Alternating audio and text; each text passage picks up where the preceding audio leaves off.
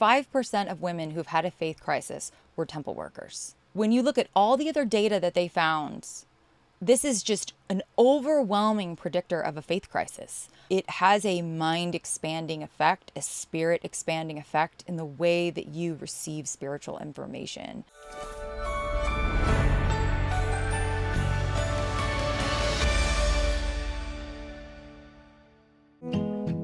How I yearn for you to understand that the restoration of the priesthood is just as relevant to you as a woman as it is to any man. Both covenant-keeping women and men have access to all the spiritual blessings of the church. The heavens are just as open to women who are endowed with God's power, that power flowing from their priesthood covenants, as they are to men who bear the priesthood. Hi everyone, welcome back to Women in Priesthood. This is Rachel. Today we're going to be diving back into this report that was leaked about 15 years ago. It is older, but that was a faith crisis study conducted in 2013. One of the things that I found that was really interesting in there that we're going to delve into more deeply today was a demographic breakdown of women who have left the church. And there's a really overwhelming statistic that shocked me about how little women who've left the church were previously temple attending or worked in the temple. So we're going to dive right into that about why I think that's very stark, why I think it seems very clear why the temple and a lack of temple attendance would correlate with a crisis of faith among women. And first, before we do that, though, I wanted to thank you guys so much. We're going on 4 years on this channel, and one of the reasons that I've enjoyed it so much is because there's a lot of curiosity amongst the people in this channel. Everyone seems really interested and curious about this very special time that we're living through. For those of you who are new, in 2015, Barbara Morgan Gardner published a book called The Priesthood Power of Women. And shortly thereafter, maybe it was published like 2019, President Russel M Nelson started really teaching and clarifying doctrinal concepts about priesthood power for men and for women, but it was very new information for women. I grew up in New England. Shout out to some of the people who've commented in the comments who are from New England. So I had early exposure to this kind of frustrated angst that women interested in the feminist movement and frustrated by a lack of clarity about the status of women in the 90s and probably earlier. I was exposed to a lot of those women. And so I feel really lucky to be a woman now where so much revelation is being revealed, clarification is being revealed to us in live time. I always like to quote the quote by Uchtdorf that says, the restoration of the gospel is an ongoing process and we're living through it. And I can't think of a more exciting example or evidence that this is a part of the culmination of the fullness, the gospel at the fullness of the gospel at the end of times. I really do believe that this is a preparatory phase for the second coming of the Savior. So now let's get to the meat and bones of what I wanted to talk about today, which is this really interesting report that came out in 2013. It was an internal report that I think was commissioned by Elder Uchtdorf out of Salt Lake. And it was basically one of the earlier faith crisis studies they did on a population of about 1,000 people, actually more like 1,500 people to 2,000 people in the mostly America, probably very heavily Utah area, but that general range. And I was really fascinated by the demographics, the demographic information about women specifically, right? So they wanted to consider what is the makeup of people who have gone through a faith crisis. And one of the things that stood out to me the most as I was looking at this, even though this document is 15 years old, I thought it was absolutely startling that the most predictive behavior of whether or not someone is going to go inactive is temple attendance. Now, they categorize that as a temple worker, and that's almost parallel with whether or not they've served in a stake calling. So this is super interesting. Like, I think this is really, really, really interesting. We went over yesterday in the report, and you can see this, that women's issues and women in the priesthood is the number one issue of concern for women who have gone through a faith crisis, which I find so fascinating because my understanding of my status in the church, my understanding of priesthood power, really was so illuminated when I started attending the temple. And I also wanted to push, and we're going to talk about, I'm going to read a series of really amazing quotes by Barbara Morgan Gardner. But first, I wanted to push back on this quote. This is something I've long since suspected and seen that, and I live in the East Coast, you guys know this. And so there's kind of an all hands on deck kind of mindset out here in the East. I grew up in New England. Now I'm in the South, where like if you're a member of the church, everyone's really needed to serve in a calling. And you're just so needed. And yet the women who tend to complain the most are the women who are not. Like if you have, they're just not the women who are doing all the heavy lifting. And this data really shows that as well. And I thought it was interesting that women who have a faith crisis they have had at least one calling, but like only a third of them have actually served in like a Relief Society presidency, or in a primary presidency. So the women who are having faith crises really do not have a significant amount of leadership or I don't want to say service. And it says that only 6% of them have served in a stake calling. Now, Terrell Givens has a quote in this research conducted that I fundamentally disagree with, and I think the data shows he's wrong. He says, "Not since Kirtland have we seen such an exodus of the church's best and brightest leaders." Well, I think the data shows that that's not actually true. That the women who are leading and serving and sacrificing and accepting callings are not the women who are leaving to the tune of 60 to 70%, because 6% of people who leave the church have only had, like 94% of women who leave the church have never had a stake calling. And 70% of women who leave the church have never served in a primary or Relief Society presidency.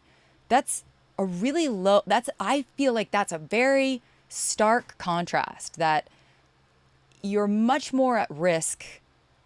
I just think it's interesting. You know, we always have the saying, same three people, that there's just the heavy lifters. There's the people who are willing to serve. And, you know, Terrell Givens says the best and the brightest leaders are leaving, but fine, you might be the brightest, but if you're not willing to serve in the church, what good is it doing you or us if you're not willing to accept callings? So that's where I would push back on that. If you have not read this book, bought this book, it's just incredible. Buy it on audiobook. This was a book by Barbara Morgan Gardner, and I always get the year wrong. She was a BYU professor. She is a BYU professor, and she published this incredible book that I think was kind of a major watershed moment for us and in this restoration process.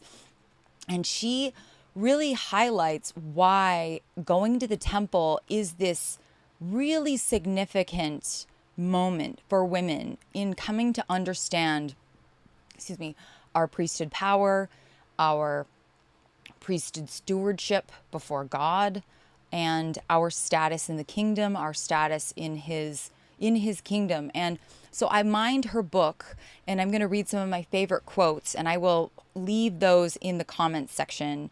I'll leave that in the description section, but we're going to talk about this book a lot. I know a lot of you have already read it, but it's so dense that it's just you have to reread it constantly. It's just, there's so much doctrine there. There's so much information. And I'm so excited because a lot of you know I'm going to be speaking at the FAIR conference in the next couple weeks out in Utah. If you're there, please say hi to me. I would love to give you a hug, and it would just be so fun.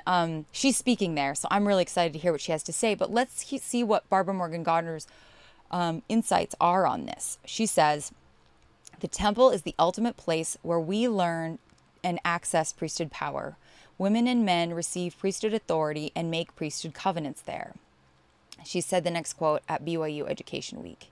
When a woman enters the temple worthily, she is entering the house of the Lord to make priesthood covenants that give her access to God's power in her life. And that was 2019. This is from a fireside remark in LDS Living in 2020. Women often ask, when do I get the priesthood? The answer is the temple. There we are endowed with priesthood power and are authorized to act with it in our callings, in our homes, and in our personal lives. She goes on to say in The Priesthood Power of Women, this is a quote from her book, "The temple is not just a building we visit.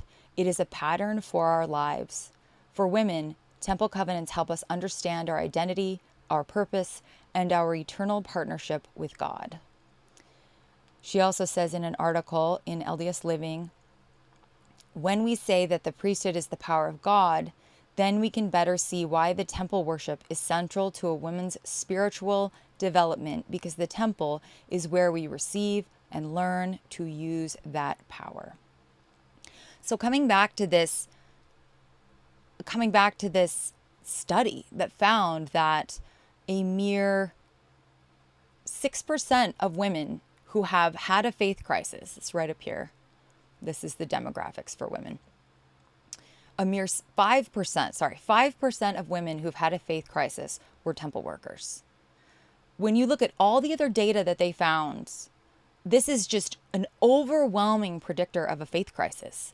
A woman who is not going to the temple regularly, and I like this categorization of someone who's gone to the temple and been endowed versus someone who's a temple worker. When you go to the temple really, really regularly, it has a mind expanding effect, a spirit expanding effect in the way that you receive spiritual information. And it also shows a kind of willingness to learn. I think it's interesting when you look at a lot of the women out there, the Alyssa Grenfelds, the Haley Raleighs, these former members of the church who are very, women who are very ex-Mormon. They're very anti the church now. It's very clear that they had issues that they were dealing with, but they did not go to the temple because, Alyssa Grenfeld's big concern is like the status of women is so subjugated. It's very clear that she did not go to the temple for a period of time and actually meditate on those thoughts, because the status of women is very clarified in the temple. And as you go regularly and as you meditate upon the power that God has entrusted with you. So I highly recommend this book. And I also wanted to read a few other quotes by prophets in the church. And I'm going to have to correlate all these in the description box. My dear sisters, this is from, this is Russel M Nelson. These are all Russel M Nelson. My dear sisters, every activity, lesson, and advancement in the church is intended to lead us to the temple. There you will be armed with God's power, with his angels having charge over you. The heavens are wide open to you, dear sisters, and as you serve and worship in the temple, you will receive revelation for your personal lives, for your homes, and for your families. My dear sisters, we need you. We need your strength, your conversion, your conviction, your ability to lead, your wisdom, and your voices. Invest time in the temple. I promise you that if you do, you will be strengthened and fortified. So, in answer to this question that I had, which is, what main thing do women who've had a faith crisis do? And it's they don't go to the temple.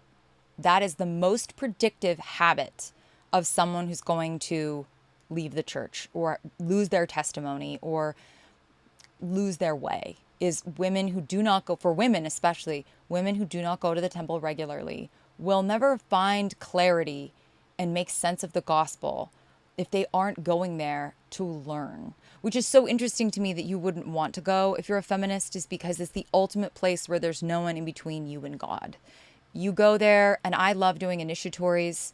It's a very powerful ceremony that reinforces the notion that women do have priesthood power in their lives through their covenants, and that they, and then you go to the celestial room and you sit there and you can meditate on any doctrinal, family issue or just question that you have, and you can have a real direct conversation with God, which is one of the things that I find most unique about our religion, that there's no one between you and God. And that's what Joseph Smith's story tells us, is that Joseph Smith had the audacity. It's a very American notion, isn't it? The audacity to think that he could kneel down and pray. And I guess you could argue he wasn't expecting to have God visit him, but God did. And that's a very independent perspective, that you can have direct spiritual interactions with the Spirit and with God in the temple. And so I really would encourage you to consider that going to the temple is one of the most protected, is the most, on this and the questions they asked on this study, going to the temple is the most protective thing and behavior you can have in your life that's going to protect your testimony and your understanding of the gospel. I'm not saying that some of these topics are difficult for women to make sense of. Polygamy, priesthood, callings for men and for women, that Julie Hanks is always hampering. But when you're trying to make sense of this from a worldly perspective, you tend to just absorb feminism as an answer. When you go to the temple, it's very clear you get answers. And so that's interesting. Let me know what you guys think about this perspective, any experiences that you've had in the temple that have been very clarifying for you and helping you understand anything with your life. And I think it's really powerful that we're encouraging young people to go to the temple more and more at younger ages, and we're encouraged as parents to talk to our kids. So I will see you guys soon. I'm sure we're going to delve more into this and see what we can learn about why women are leaving the church. And I like to look at it from a perspective of, we look at health like a series of habits. You can also look at someone's testimony and someone's belief in the church also from a series of habits. And it's very clear that people who are serving in the temple and going to the temple regularly are the strongest, and the people who are not going at all are the weakest. That's the harsh reality. I wanted to read a comment from yesterday's video, or the last video I made, where someone asked, so I was pointing out this interesting kind of symbolic reality that there's kind of a, women and men are both given priesthood auxiliary callings in the church, right? Women who are set apart as missionaries, as primary president, Relief Society president, Young Women's president. All of those specific callings have priesthood authority in that designated calling, and similarly for men. But there is a kind of ceiling where there's a certain group of callings that are designated exclusively for men. And how do we make sense of that as men and women? One of the things I think is really interesting is that this position, so any man who is a kind of holds the keys of the presidency for a ward or a stake, or on a general level, so that would be your bishop, stake president, stake patriarch, and obviously presidents of and general authorities and things like that. But I think in the general authority sense, it's just the presidents of the 70. So one of the things that's really interesting about that is that to be even considered, right? So we say, oh, men can just be this, can get these callings and women can't. And that's not true. Men have to be sealed to a woman in the temple to even be considered to receive the calling of a bishop or the calling of a stake president or stake patriarch. And we got into a discussion about this. I wanted to thank Kristen Richmond, who asked the question. She said, do they need to be sealed or married? And that was when we got into a really meaningful Q&A and discussion, where I said, my answer was, give me a second. This is kind of the answer that I would give. And I said they have to be sealed. A sealing allows men to enter into the Melchizedek priesthood. And within the Melchizedek priesthood, there are offices such as elder, right? So we have elder. Before a mission, usually they have to become an elder to serve a mission. And then there's also high priest. We used to have high priest group. And so if you are called to serve as a bishop, you have to be designated a high priest, which means you have to have been entered into the Melchizedek order. As a man usually becomes an elder when he receives the Melchizedek priesthood, often around age 18. Later in life, he might be ordained a high priest, but that happens only by the laying on of hands through proper priesthood authority, usually when he receives a calling as a bishop, stake leader, or high counselor, or as needed in the ward. So temple sealings don't confer a new office, but the sealing ordinance is performed by the Melchizedek priesthood, but does not ordain you to a new priesthood office. So then we had another question. So I think that's really interesting that men, in order to become high priests, have to be sealed to a woman who stands as a kind of witness for his personal life as to whether he's worthy. And so it's interesting that there's like this equal yoking for men to be considered for any of these. I hate to say higher callings because there's no such thing as a small calling in the church.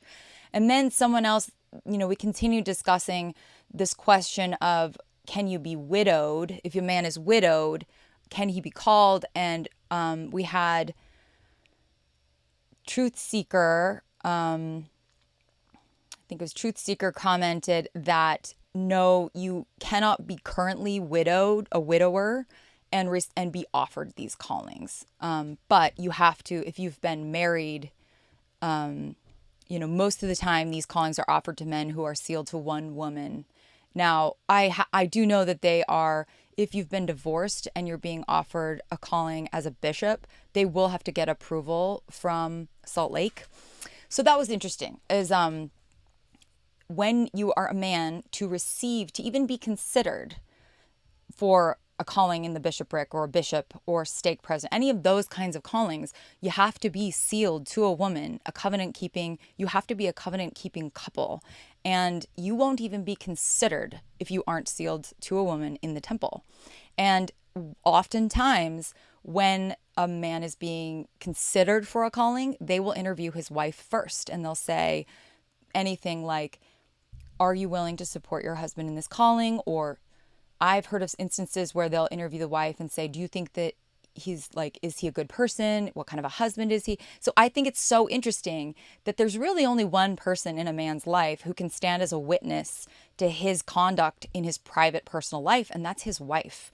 And so in many ways, there's this joint qualification for this calling that is you have to qualify as a couple in so many ways. So I just think I feel like everywhere I go, there's this word of collaboration. Everywhere I go in the priesthood, I see this theme of collaborative experience between men and women, a man and a wife, both in their in their temporary church callings that President Ballard has said will always be released from, and in our eternal callings as husband and wife, mothers and fathers. So that was a cool question. Thank you for asking that, Kristen.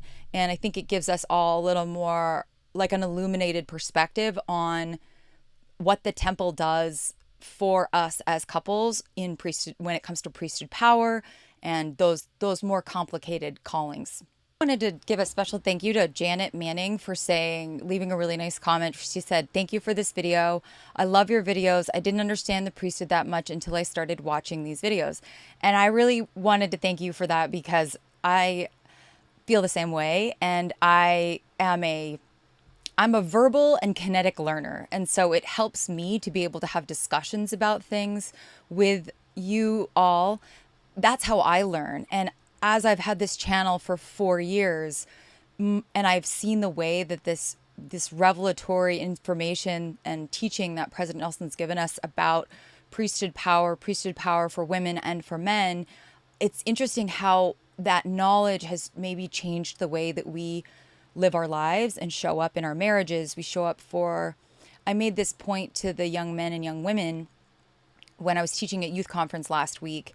How does it change your understanding of the importance of young men, of being a mother or being a father, when you know that it's an eternal calling, when it's a calling you'll never be released from.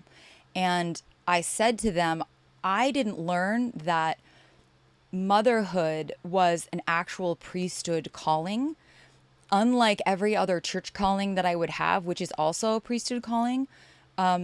Different priesthood callings. President Ballard has always said it's important to remember that we will always, in our church callings, we will always be released from our temporary callings in the church, but we will never be released from our eternal callings in the family.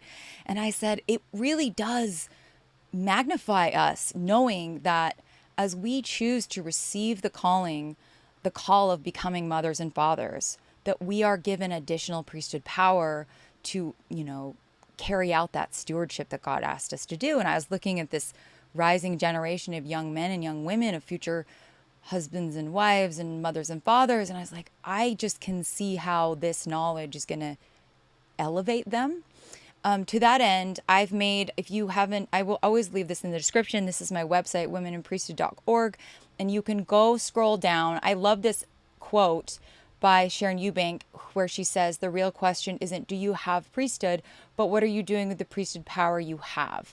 And you can come down here, you scroll down and look for the temple icon. And there's like several handouts and handouts for young women.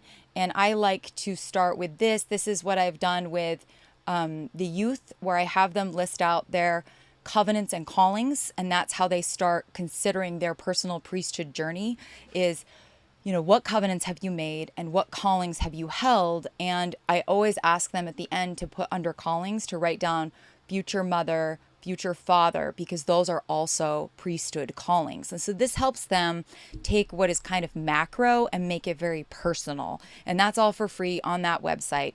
So anyway, thank you for being here. I am so grateful for you guys. You guys are just so kind to me, and I love the questions and I love the comments, and I feel really lucky to have such a great group of followers, and I look forward to meeting some of you at the Fair Conference on 7th, 8th, and 9th in Salt Lake, and we will talk to you guys later. Bye. How I yearn for you to understand that the restoration of the priesthood is just as relevant to you as a woman as it is to any man. Because the Melchizedek priesthood has been restored, both covenant-keeping women and men have access to all the spiritual blessings of the church. The heavens are just as open to women who are endowed with God's power, that power flowing from their priesthood covenants, as they are to men who bear the priesthood.